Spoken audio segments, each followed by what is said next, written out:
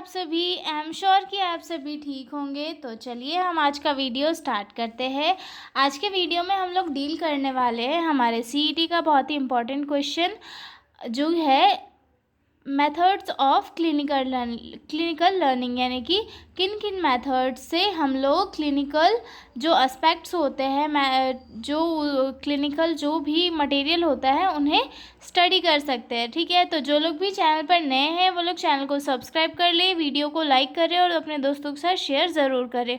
और अगर आपको पीडीएफ नोट्स की नीड हो तो आप मुझे मेरे डिस्क्रिप्शन में दिए गए ईमेल पर कांटेक्ट कर सकते हैं, वहां से आपको पीडीएफ नोट्स मिल जाएंगे।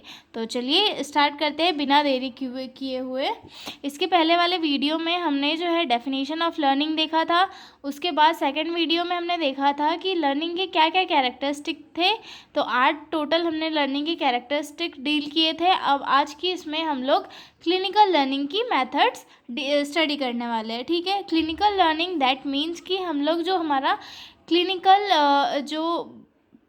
क्लिनिकल जो भी टाइम पीरियड होता है, पेशेंट की केयर करना, डिसीज़ वगैरह पे स्टडी करना, हॉस्पिटल में रहना, ये सारी चीज़ें कैसे सीखते हैं, इन्हें किन किन मेथड के थ्रू जो है सीखा जाता है। ठीक है, जिसकी मैंने टोटल 10 मेथड्स लिखी है, मैं उन्हें पहले पढ़ के बता देती हूँ, उसके बाद हम लोग इन्हें डिटेल में पढ़ेंगे। ओके, इसमें फर्स्ट आती है case study method, then second आती है केस प्रेजेंटेशन, देन थर्ड आता है nursing care plan, then fourth आता है bed side clinical method, then fifth आता है क्लिनिकल कॉन्फ्रेंस, देन सिक्स्थ आता है डेमोन्स्ट्रेशंस, देन सेवन्थ आता है हेल्थ टॉक, देन एट्थ आता है clinical posting rotations, then ninth आता है role play stimulation, then 10th आता है रिपोर्टिंग एंड डॉक्यूमेंटेशन। तो चलिए हम इसे डिटेल में डिस्कस करते हैं। Case study method, case study method हम लोग सब जानते हैं क्योंकि केस स्टडी हम लोग खुद भी हमारे असाइनमेंट्स में बनाते हैं। ठीक है, in this method student study और रियल पेशेंट केस डिटेल, मतलब इसमें जो है जो स्टूडेंट्स होते हैं एक किसी रियल पेशेंट की जो केस डिटेल्स होती है उन्हें स्टडी करते हैं। ठीक है, they learn about the patient condition, treatment progress and care plans, मतलब जो पेशेंट की जो भी केस फाइल है उसमें स्टूडेंट लोग पढ़ते हैं कि पेशेंट की क्या क्या दिक्कतें थी, उसे क्या ट्रीटमेंट दिया जा रहा है, उसकी कैसी प्रोग्रेस है, पहले वो एडमिट हुआ था तब कैसा था, उसके बाद उसे ट्रीटमेंट दिया, कौन सा ट्रीटमेंट दिया तो वो कैसा हुआ, और उसके लिए क्या क्या केयर प्लान नर्सेस ने प्लान किए, ये सारी चीज़ें वो लोग स्टडी करते हैं। ठीक है, help in understanding how to apply theory to real patient, मतलब इस केस स्टडी मेथड में एक चीज़ ये भी बहुत काम आती है कि जब हम हमारे बुक्स में थ्योरी पढ़ते हैं उसे हम रियल बेसिस पे देखते हैं, यानी कि हम कोई अस्थमा हमने मेडिकल सर्जिकल में काफ़ी पढ़ा कि अस्थमा जो है एक रेस्पिरेटरी डिसीज़ है, इसमें पेशेंट को जो सांस लेने में दिक्कत होती है। वहीं पर हम लोग हॉस्पिटल में जाते हैं, पेशेंट को देखते हैं कि अस्थमा वाला पेशेंट कैसा है, उसे रियल में सांस लेने में दिक्कत कैसे होती है। जैसे कि हम लोग देखते हैं एक बुकिश लैंग्वेज में जो चीज़ें लिखी होती है उससे कहीं ना कहीं रियल वाली चीज़ों में डिफरेंस देखने के लिए मिलता है। तो केस स्टडी मेथड के थ्रू जो है जो रियल चीज़ें होती है वो हमें सीखने के लिए मिलती है। ठीक है, फॉर एग्जांपल के लिए studying a patient with diabetes, what symptoms, treatment and care they need, यानी कि हम फॉर एग्जांपल के लिए किसी डायबिटीज़ वाले पेशेंट का ट्रीटमेंट और केयर चेक करना कि उन्हें क्या क्या दिया जा रहा है, ये सारा रियल बेसिस पे। और हम लोग जो बुकिश लैंग्वेज में पढ़ते हैं वो नॉर्मल होता है, जबकि जो रियल ट्रीटमेंट होता है वो थोड़ा उससे अलग होता है। तो वो सारी चीज़ें हमें प्रैक्टिकल वे में केस स्टडी मेथड में पढ़ने के लिए मिल जाती है। उसके बाद आते हैं हम हमारे सेकंड मेथड पे जो है केस प्रेजेंटेशन। केस प्रेजेंटेशन यानी कि student present a patient full case in front of teacher or classmate, include history, symptoms, diagram, diagnosis, nursing care and progress, improve confidence, communication and clinical thinking. Case presentation क्या होता है, case study में हमने एक किसी patient की जो पूरी फाइल वगैरह थी वो सारी चीज़ें स्टडी की थी। केस प्रेजेंटेशन में वो सारा जो हमने स्टडी किया था एक क्लिनिकल ड्यूटी में, उस टाइम पे वो सारी चीज़ें जो है हम हमारी कॉपी बुक वगैरह में नोट करते हैं और फिर हमारे जो क्लासमेट्स होते हैं उनके सामने क्लासमेट और टीचर के सामने प्रेजेंट करते हैं अपनी लैंग्वेज में कि पेशेंट था, कब एडमिट हुआ था, उसके सिम्टम्स क्या थे, उसके लिए क्या क्या ट्रीटमेंट दिया जा रहा था, उसके केयर प्लान हमने क्या बनाया, उसकी कैसी प्रोग्रेस थी, ये सारी चीज़ें जो है केस प्रेजेंटेशन के थ्रू क्लासमेट्स और टीचर के सामने हम प्रेजेंट करते हैं। इससे क्या होता है, एक तो एक कॉन्फिडेंस बिल्ड होता है, साथ में कम्युनिकेशन भी प्रमोट होता है और क्लिनिकल थिंकिंग भी इम्प्रूव होती है। तो ये एक बहुत ही अच्छा वे है क्लिनिकल लर्निंग का, ठीक है। For example give presentation about patient with pneumonia का पेशेंट हमने हॉस्पिटल में देखा, उसके ऊपर केस प्रेजेंटेशन तैयार किया और क्लास में हमारे साथ वाले क्लासमेट और टीचर के सामने प्रेजेंट करना, ठीक है। उसके बाद आता है bed side cleaning. Student learn directly at the patient bed side under teacher guidance, मतलब टीचर के गाइडेंस के अंडर जो है स्टूडेंट डायरेक्टली पेशेंट के बेड साइड जाकर जो है चीज़ें सीखते हैं। Teacher explain patient condition and demonstrate procedure, teacher जो है स्टूडेंट्स को पेशेंट की कंडीशंस एक्सप्लेन करता है और जो पेशेंट है उसके ऊपर कौन सी केयर या फिर कौन सा प्रोसीजर करना है वो सारी चीज़ें डेमोन्स्ट्रेट करता है और फिर स्टूडेंट जाकर वो प्रोसीजर उस पेशेंट के ऊपर करते हैं। ये चीज़ें जो है स्किल डेवलपमेंट के लिए बहुत ही इंपॉर्टेंट होती है, very helpful in practical skill development, यानी कि जो प्रैक्टिकल स्किल्स होती है उनके डेवलपमेंट के लिए काफ़ी इंपॉर्टेंट होती है। For example learning how to assess vital sign BP pulse on an actual patient, यानी कि फॉर एग्जाम्पल के लिए जब कोई बच्चा फर्स्ट ईयर में होता है तब उसे ये टीचर जो है पेशेंट के पास लेकर जाता है और सिखाता है कि कैसे किसी पेशेंट का वाइटल साइन लेता है। वो पहले खुद करके दिखाता है, उसके बाद बच्चों को देता है कि बच्चे भी वाइटल साइन लेना सीख जाए, ठीक है। उसके बाद हमारी फोर्थ मेथड आती है नर्सिंग केयर प्लान या फिर NCP. Student prepare a care plan based on the patient need, students जो है एक केयर प्लान बनाते हैं पेशेंट की नीड्स के ऊपर और फिर वो जाकर पेशेंट को केयर प्रोवाइड करते हैं, उनकी डिसीज़ पहले पता करते हैं, सिम्टम्स पता करते हैं और उनके थ्रू केयर प्लान बनाते हैं और केयर प्लान बना के जो है पेशेंट को जाकर केयर देते हैं। Include assessment, nursing diagnosis, goal, intervention and evolution, ये सारी चीज़ें हमारे केयर प्लान में इंक्लूड होती है, ठीक है।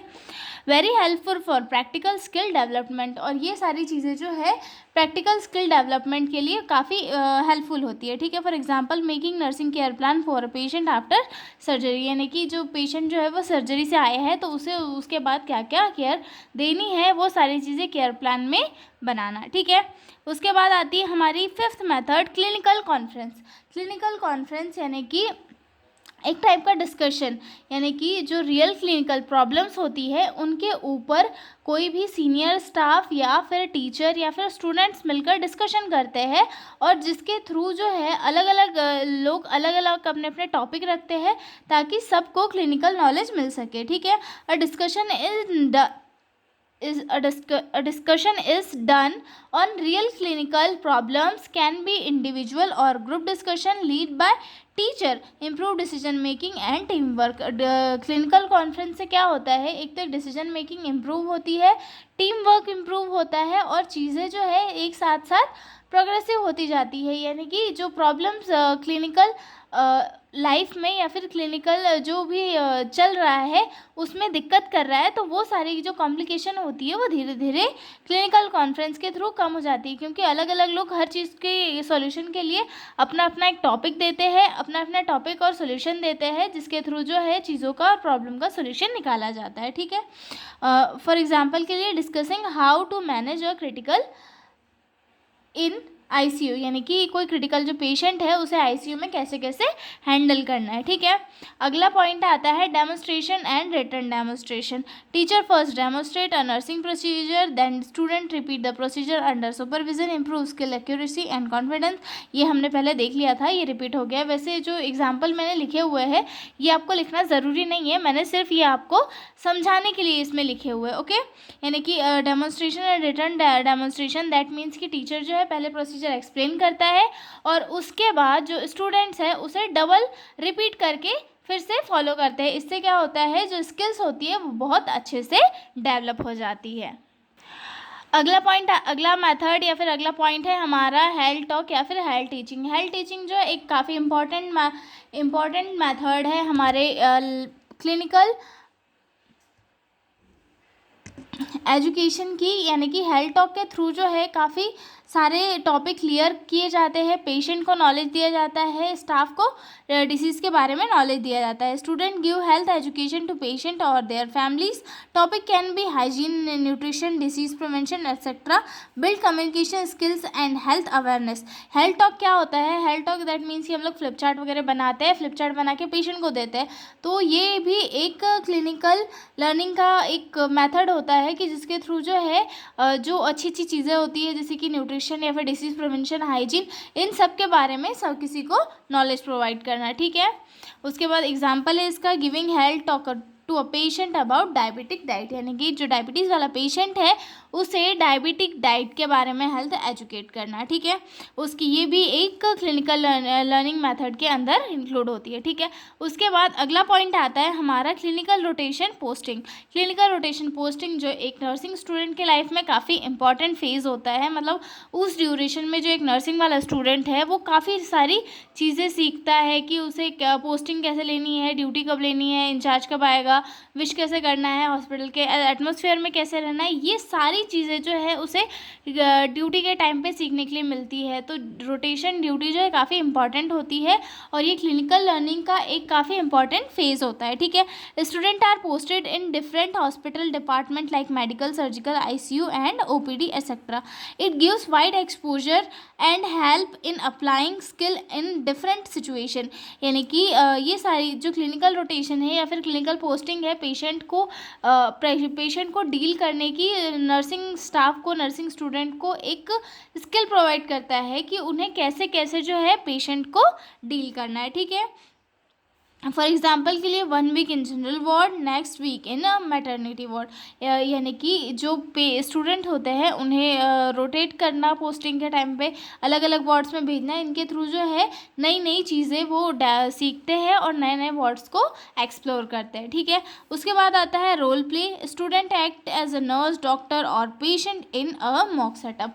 मतलब जो एक रोल प्ले दैट मीन्स एक ड्रामा क्रिएट करना जहाँ पे नर्सिंग स्टूडेंट जो है डॉक्टर, नर्स, पेशेंट का जो है एक रोल प्ले करते हैं और किसी भी डिसीज़ या फिर टॉपिक को लेकर हेल्थ एजुकेशन देते हैं। ठीक है, useful when real patient are not available, और ये तब यूज़फुल होता है जब रियल पेशेंट अवेलेबल नहीं होता।